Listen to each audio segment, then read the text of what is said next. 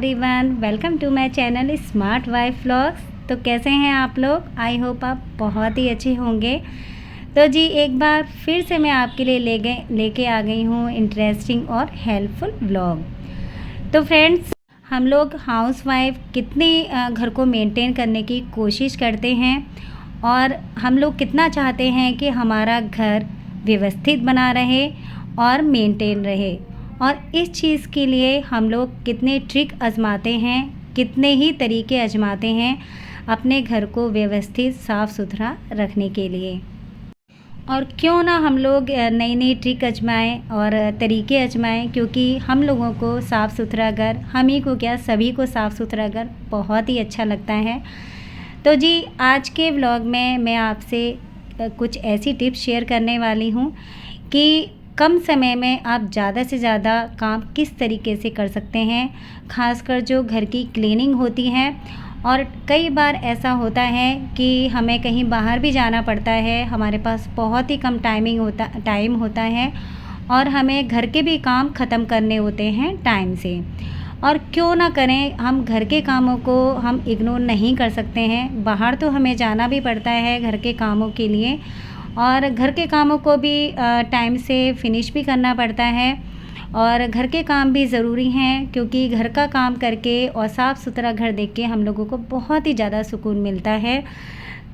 तो आज के व्लॉग में मैं आपसे यही टिप्स शेयर करने वाली हूँ कि अगर आपको कहीं जाना है, आपके पास बहुत ही कम टाइम है, तो आप किस तरीके से पूरे घर की क्लीनिंग बहुत ही कम समय में कर सकते हैं। डेली रूटीन की क्लीनिंग और कम समय में घर के काम किस तरीके से मैनेज कर सकते हैं। इससे आप लोग अपने लिए टाइम भी निकाल पाएंगे, बाहर का भी काम संभाल पाएंगे। तो फ्रेंड्स, आप व्लॉग में बने रहिएगा, और व्लॉग थोड़ा सा भी पसंद आए तो प्लीज़ लाइक और शेयर ज़रूर कीजिएगा, और चैनल को प्लीज़ सब्सक्राइब ज़रूर कीजिएगा अगर आप फर्स्ट टाइम विज़िट कर रहे हैं। तो देखिए यहाँ पर मैं सबसे पहले आ गई हूँ बेडरूम में क्लीनिंग के लिए। तो जी जब भी आप घर की क्लीनिंग कर रहे हैं, आपके पास टाइम बहुत ही कम है, तो अपने मन में आप टाइम सेट कर लीजिए कि आपको इस रूम को इतना टाइम देना है क्लीनिंग में। तो देखिए ये सबसे ज़्यादा गंदा मेरा बेडरूम रहता है, क्योंकि यहाँ पर एसी लगा हुआ है, तो पूरे दिन इसी रूम में रहते हैं, तो बहुत ही ज़्यादा मैसी रहता है ये रूम।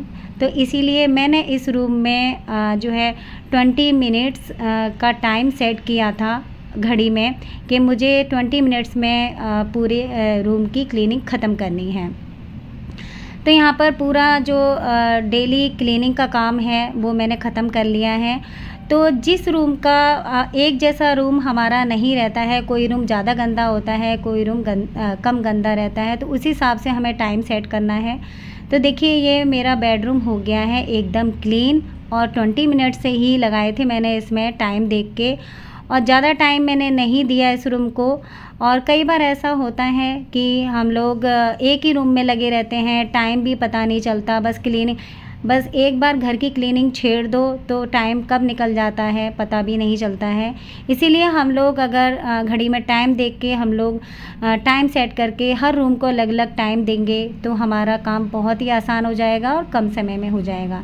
तो जैसे कि ये बेटे का रूम है बच्चों का, तो ये कम गंदा था, तो इसमें मैंने केवल 10 मिनट्स दिए हैं कि मुझे 10 मिनट्स में ही इस रूम की क्लीनिंग ख़त्म करनी है। तो घड़ी में मैंने 10 मिनट्स का टाइम सेट किया था। तो इस रूम में मैंने स्टडी टेबल पूरा साफ़ कर दिया है, बुक्स वगैरह भी सारी मैंने अलमीरा में बच्चों की सेट कर दी थी। और एक और ये मैं आपको ट्रिक बताती हूँ कि अपने बच्चों को शुरू से ही हैबिट डलवाइए कि जब भी वो पढ़ाई करके हटें तो अपनी बुक्स वगैरह अपनी अलमारी में सेट करके रखें, क्योंकि वैसे भी जो है वास्तु के हिसाब से बुक्स अगर रूम में इधर उधर बिखरी हुई होती हैं तो जो है बच्चों की विद्या पे बहुत ज़्यादा असर पड़ता है, पढ़ाई में भी कम मन लगता है। तो जहाँ पर बुक्स की स्थान होता है वहीं पर बुक्स रखनी चाहिए, तो ये वास्तु के हिसाब से भी बहुत ही अच्छा रहता है। तो लीजिए 10 मिनट्स में मेरा ये बच्चों का रूम भी हो गया है क्लीन। तो साथ ही साथ मैं जिस रूम की क्लीनिंग करती जा रही हूँ, झाड़ू भी लगा के उस रूम का कूड़ा साथ ही साथ डस्टबिन में भी डालती जा रही हूँ। तो इससे पूरा घर फैला हुआ नहीं दिखता है। साथ ही साथ सारे रूम की फ्लोर भी साफ़ हो जाता है और पूरी क्लीनिंग भी हो जाती है। तो चलिए जी, 2 रूम हो गए हैं मेरे साफ़। अब आ गई हूँ मैं लिविंग रूम की क्लीनिंग के लिए।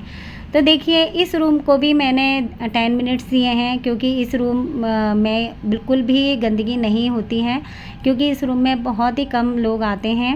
ये रूम खाली ही रहता है, लेकिन अब इस टाइम मौसम ऐसा हो रहा है कि हवा के साथ धूल और मिट्टी भी आती है, तो थोड़ा बहुत डस्टिंग करनी पड़ती है।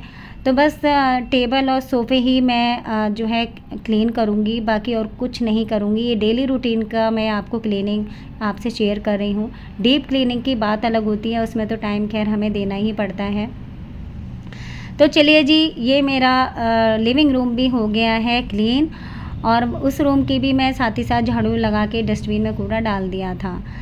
तो अब मैं आ गई हूँ किचन में, और किचन में मैंने 20 मिनट्स टाइम सेट किया था किचन को क्लीन करने के लिए।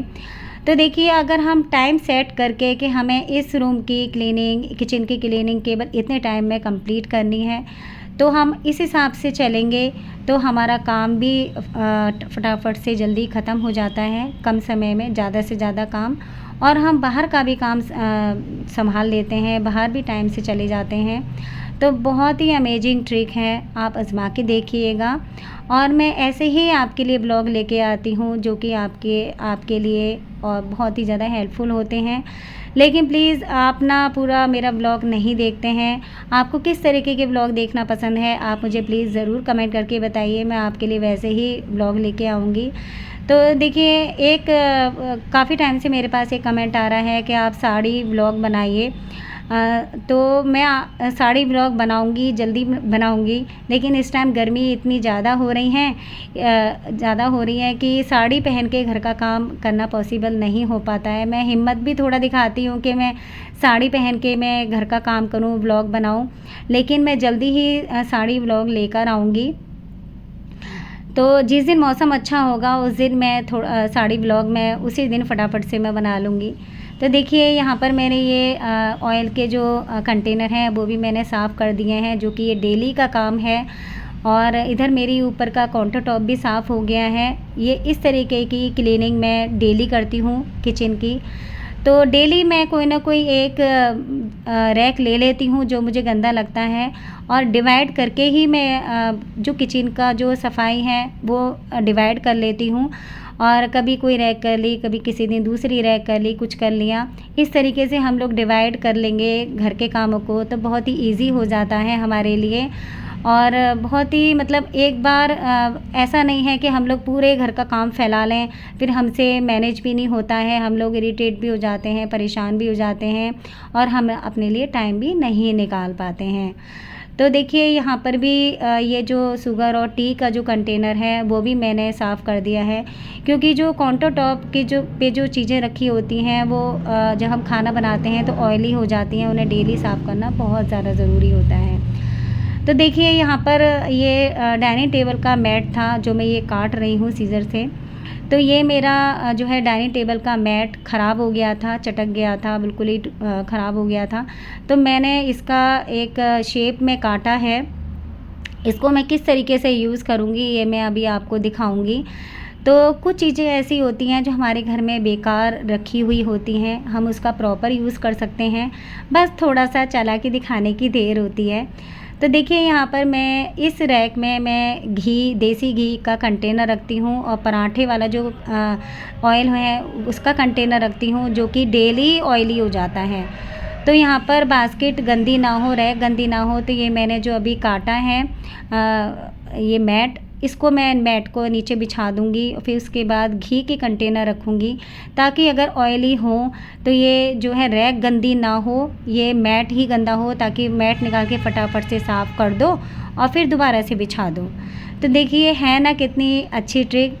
तो फ्रेंड्स, आज का व्लॉग आपको कैसा लगा प्लीज़ कमेंट करके मुझे ज़रूर बताइएगा, और प्लीज़ चैनल को सब्सक्राइब ज़रूर कीजिएगा, वीडियो को लाइक ज़रूर कीजिएगा, और चैनल को फर्स्ट टाइम विज़िट कर रहे हैं तो चैनल को सब्सक्राइब ज़रूर कीजिएगा। तो देखिए, यहाँ पर मेरी हो गई है किचन भी क्लीन, और इस तरीके से काम को मैनेज करके देखिए, बहुत ही आपको हेल्प मिलेगी। कम टाइम में ज़्यादा से ज़्यादा आपके घर के काम होंगे, और आप अपने लिए भी समय निकाल पाएंगे। तो टेक